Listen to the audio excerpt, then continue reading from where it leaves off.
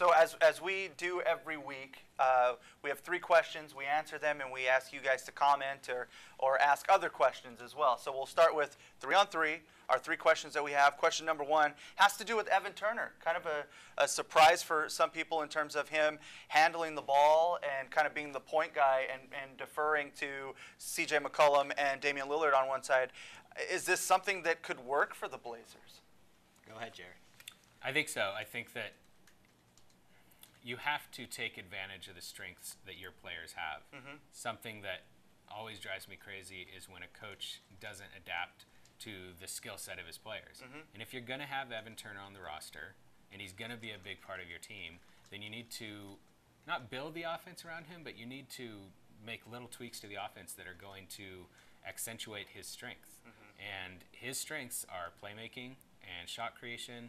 He's a very versatile defender. And so I think having him out there running the offense isn't a bad way to use him. That's when he was in Boston, his 2 seasons in Boston, those were his 2 best seasons of his career, and he ran the offense in Boston when he was on the court. Certainly when Isaiah Thomas was not on the floor, he was running the offense. And even sometimes when Thomas was on the court, he was running the offense too, so that Thomas didn't have all that pressure of bringing the ball up and was able to play off the ball, and that really helped Thomas.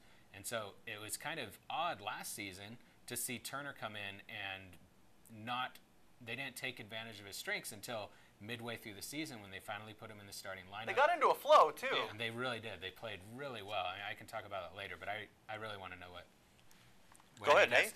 What Nate thinks about it. You're right that before he broke his hand, he was really starting to get in a flow, but at least of what we saw on Tuesday in that first preseason game, the best offense wasn't when Evan Turner was handling and leading the offense. It was when Damian Lillard was. And you talk about strengths, and Evan Turner is a good ball handler, and he's shown he can do it, but Damian Lillard is also a good ball handler. He's better. And we've talked about this before with this team. It's going to be all about chemistry this year. They've all played together now for a year.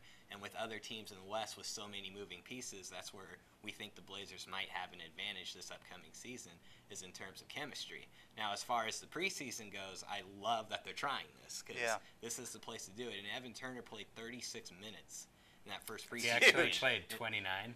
What happened was all the stats across the NBA got really messed up that night. And so if you look at the box score, it says that he played 36. I think it said some other player played, it was all out of whack because it was, he didn't. That's still a huge, 29 is still nevertheless, he was on the floor as much as anyone in that first preseason game. So this is something Terry Stotts wants to get the most reps in with this, and to see if this is something they can take advantage of this season. And it looks like tonight in the starting lineup, at least as we were talking beforehand in game notes, it looks like Evan Turner is again in the starting lineup tonight. So maybe we'll see some improvement here today. It's not something you can rule out based on one preseason game. And last year it was starting to work when they got into a little bit of a flow.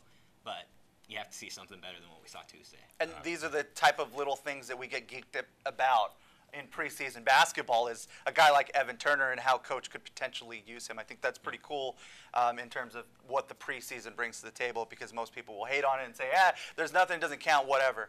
But hearing Damian Lillard talk a couple of different times about this, he's mentioned, how he feels in the fourth quarter, how much energy he's used up. And in theory, bringing someone like Evan Turner helps him out a little bit, so he's not using up so much energy in the third, second, first quarters, and by the time he gets to the end, he's gassed and he's getting rained on when he has to play defense or he has to bring the ball up over and over, and he's expected to score in crunch time.